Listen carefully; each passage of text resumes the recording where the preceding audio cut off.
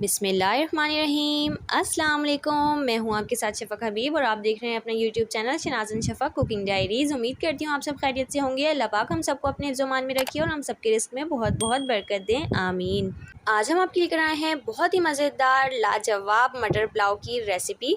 आज तक आपने बहुत से पुलाव खाए होंगे, लेकिन आज मैं आपको ऐसी रेसिपी दूँगी कि आप और आपके घर वाले इस पुलाव के दीवाने हो जाएंगे। इस पुलाव को बनाने के बाद आपको अपने अब्बू, भाई या अपने हस्बैंड से इनाम भी मिलेगा।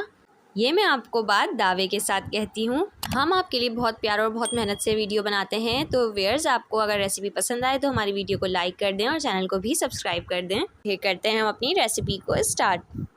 मटर पुलाव बनाने के लिए हमने ये 1 किलो बासमती राइस लिए हैं। हमने इसको आधा घंटा पहले अच्छी तरीके से धो के इसको भिगो दिया था। हम आपको यहाँ पे 1 किलो पुलाव की बिल्कुल परफेक्ट रेसिपी देंगे। ये मटर है हमारे पास, आप अपनी मर्ज़ी से कम ज़्यादा कितने भी ले सकते हैं।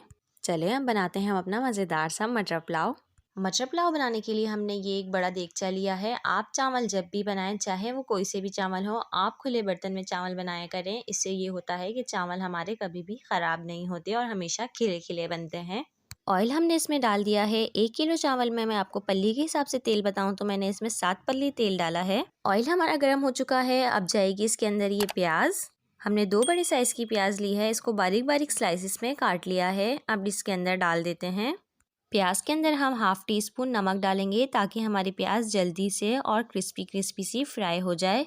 अब हम इसको अच्छे से मिक्स करेंगे और प्याज को डार्क ब्राउन होने तक पकाएंगे। प्याज जब हमारी डार्क ब्राउन हो जाएगी फिर हम आपको दिखाते हैं।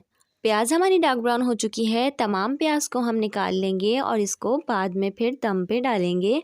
प्याज हमने निकाल ली है। अब जाएगा इसके अंदर 1 टेबल स्पून भर के ज़ीरा, साथ ही जाएगा इसके अंदर 2 टेबल स्पून भर के अदरक लहसुन का पेस्ट। अदरक लहसुन को हम 1 से 2 मिनट के लिए अच्छे तरीके से फ्राई कर लेंगे। अदरक लहसुन का पेस्ट हमारा अच्छे से फ्राई हो चुका है। अब जाएंगे इसके अंदर कुछ खड़े गरम मसाले। 10 से 12 काली मिर्चें डाली हैं हमने, 2 बड़ी इलायची डाली है, 1 बादियान का फूल है, 2 लेमन स्टिक के टुकड़े हैं। इन सब चीज़ों को डाल के हम अच्छी तरीके से मिक्स कर लेंगे। अब जाएंगे इसके अंदर टमाटर। 3 बड़े साइज़ के टमाटर लिए हैं हमने, इसको बारीक बारीक काट लिया है। टमाटर डाल के हमने इसको अच्छे से मिक्स करना है। अक्सर लोग बोलते हैं कि पुलाव में टमाटर डालने से इसका कलर ख़राब हो जाता है, लेकिन ऐसा कुछ भी नहीं होता है। इसका टेस्ट और बढ़ जाता है और कलर बिल्कुल भी ख़राब नहीं होता। अब जाएंगे इसके अंदर हरी मिर्चें। 10 से 12 हरी मिर्चें हमारे पास, हमने इसको मोटा मोटा कूट लिया है। हरी मिर्चों को कूट के डालने से इसका टेस्ट और फ्लेवर 10 गुना बढ़ जाता है। अब जाएगा इसके अंदर नमक। नमक आप अपने टेस्ट के अकॉर्डिंग कम ज़्यादा कर सकते हैं। साथ ही इसके अंदर डाल देते हैं मटर। मटर डाल के हम इसको अच्छी तरीके से मिक्स करेंगे। 1 गिलास के करीब हम इसमें पानी डालते हैं और 7 से 8 मिनट के लिए हम इसको अच्छे से पकाते हैं। हमारे मटर भी गल जाएंगे और हमारा मसाला भी अच्छे से भुन जाएगा। फिर हम आपको दिखाते हैं। 7 से 8 मिनट हो चुके हैं, मसाला भी हमारा अच्छे से भुन चुका है और मटर भी हमारे अच्छे से गल चुके हैं। अब जाएंगे इसके अंदर लीमू। 2 बड़े साइज़ के लीमू है हमारे पास, हमने इसको स्लाइसिस में काट लिया है। लीमू डाल के हम इसको अच्छे से मिक्स कर लेते हैं। अब जाएगी इसके अंदर दही। आधा कप दही है हमारे पास, हमने इसको अच्छे से फेंट लिया है, ये डाल देते हैं। दही डाल के हम इसको अच्छी तरीके से मिक्स करेंगे और इसकी 2 से 3 मिनट के लिए हम अच्छे से भुनाई करेंगे। फिर हम आपको दिखाते हैं। ये देखिए मसाला भी हमारा अच्छे से भुन चुका है और ऑयल भी ऊपर आ चुका है। ये देखिए इसका कलर कितना खूबसूरत पुलाव वाला लग रहा है, क्योंकि हमने इसके अंदर ना कोई हल्दी डाली है और ना ही कोई लाल मिर्च का पाउडर डाला है। अब डालते हैं इसके अंदर चावल। चावलों को हमने 1 घंटा पहले भिगोया है। जैसे कि मैंने आपको पहले बताया था कि हमने बासमती राइस लिए हैं। बासमती राइस को अगर हम ज़्यादा भिगो दें तो हमारे चावल ख़राब हो जाते हैं, इसलिए बासमती राइस को 1 घंटा ही भिगोया जाता है। अब डालते हैं इसके अंदर पानी। एक अहम बात यहाँ पे कि पानी कितना डालें। पानी जो है चावलों से हमेशा ऊपर होना चाहिए। चावल हमारे अच्छे से पानी में डूबे हुए होने चाहिए। और दूसरा तरीका पानी चेक करने का, ये देखें मेरी उंगली, ये जो उंगली का निशान है, हम इसके अंदर डिबोएंगे और ये देखें इतना ही आपका पानी होना चाहिए कि आपकी उंगली यहाँ तक डूब जाए। इस उंगली के निशान से ऊपर पानी हमारा बिल्कुल नहीं जाना चाहिए। अगर इससे ऊपर गया तो हमारे चावलों की खिचड़ी पक जाएगी। अक्सर लोगों को, ख़ास तौर पे बिगनर्स को, पानी का अंदाज़ा नहीं होता, तो आप मेरी इस टिप को ज़रूर ट्राई करिएगा, आपको बहुत फ़ायदा होगा। पानी डालने के बाद अपनी गैस को फुल कर दिया करें। फटाफट से इसके अंदर उबाल आना चाहिए। जैसे ही इसके अंदर उबाल आता है हम आपको दिखाते हैं।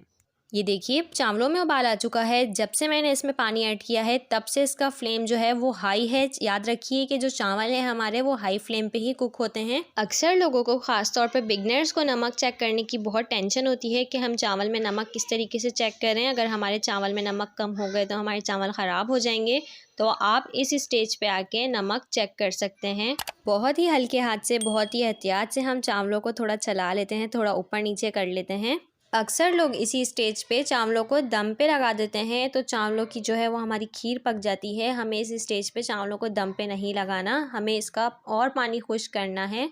ये देखिए इसका पानी भी अच्छी तरीके से खुश्क हो चुका है। तो ये वो स्टेज है जब हम अपने चावल को दम पे लगाते हैं। चावलों को दम पे लगाने से पहले इसके अंदर और भी कुछ चीज़ें जाएंगी, तो पहले हम वो चीज़ें डाल लेते हैं। पुदीना डाल दिया है हमने, इसमें जायफल, जवेत्री और थोड़ा सा ज़ीरा लेके हमने इसको मोटा मोटा सा कूट लिया है। इसको डालने से इसके अंदर बहुत ज़बरदस्ती खुशबू आती है। अब जाएगी इसके अंदर प्याज, क्रिस्पी क्रिस्पी सी, जो हमने पहले से ब्राउन करके इसको निकाल ली थी। ये डाल देते हैं इसके अंदर। 5 से 6 मिनट के लिए अब हम इसको ढक्कन ढक के दम पे लगाते हैं, फिर हम आपको दिखाते हैं। दम हमारा लग चुका है तो माशाल्लाह से देखिए जी कितने ज़बरदस्त से खिले खिले से चावल बने हैं हमारे। दम लगाने के बाद आपने इसको हल्के से हाथों से इस तरीके से ज़रूर चलाना होता है ताकि इसके अंदर जो है वो डेलियाँ ना बन जाएँ। तो फिर हम अपने चावलों को अच्छी तरीके से मिक्स कर लेते हैं और दिखाते हैं आपको इसका फ़ाइनल लुक। तो देखिए इसका फाइनल लुक माशाल्लाह से बहुत ही ज़बरदस्त है। हमारे चावल बनके तैयार हैं। बहुत ही मज़ेदार सा पुलाव बनता है ये। आपको इस पुलाव को बनाने के बाद ज़रूर इनाम मिलेगा और आप हमारे साथ ज़रूर शेयर करिएगा। अगर आपको हमारी रेसिपी पसंद आती है तो हमारी वीडियो को लाइक कर दें, चैनल को भी सब्सक्राइब कर दें और बेल आइकन दबाना बिल्कुल भी ना भूलें। दुआओं में याद रखें। फिर मिलते हैं हम आपसे नेक्स्ट वीडियो में। जब तक के लिए अल्लाह हाफिज़।